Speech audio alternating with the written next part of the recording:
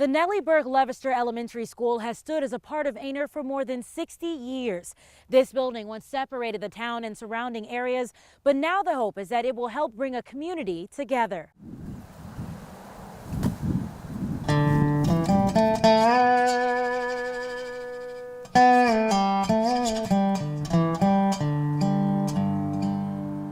It's a building from the outside that looks forgotten.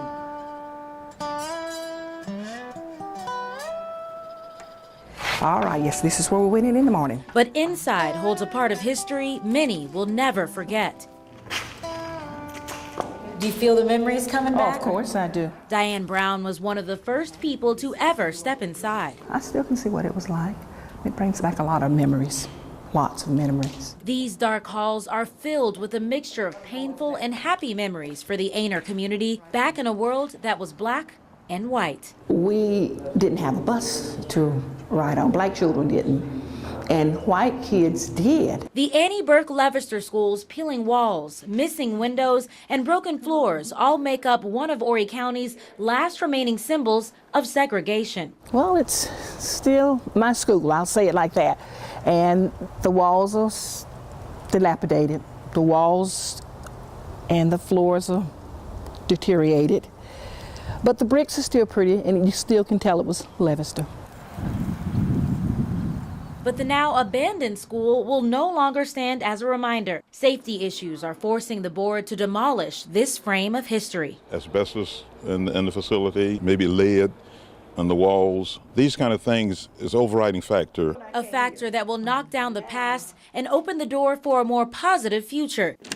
After years of discussions, Town of Aynor Mayor Keb Johnson rolled out the latest plans for a brand new $4 million community center that will stand in its exact place. Things can't always stay the way that they were 50 years ago. The newest center in Horry County will have activity rooms, basketball courts, and a computer lab. I'm very impressed, very happy to see that we can do something now for the total community. But the millions of dollars to be used for the new center are only a small amount compared to what was spent in the 1950s. Back then, the state of South Carolina shelled out $214 million to keep black children and white children in separate buildings behind separate walls. They said separate and equal, but I don't know about that. First through seventh grade students came from different parts of Horry County, from one-room schools of Allen, Cool Springs, Pleasant Hill, and Union Chapel, and were all funneled into this building. About 200 students, and they'd be all around. Was it kind of crowded? Very crowded. The Levister School was one of many new schools in the state, built as part of what was called the Equalization Program, designed to preserve segregation in schools.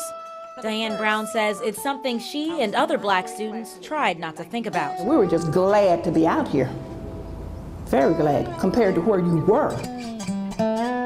Now the school that was once built to keep a community apart will lay the foundation to bring it together. If we're going to get a building where it's going to make an improvement, it's fine. Because this building has served its time.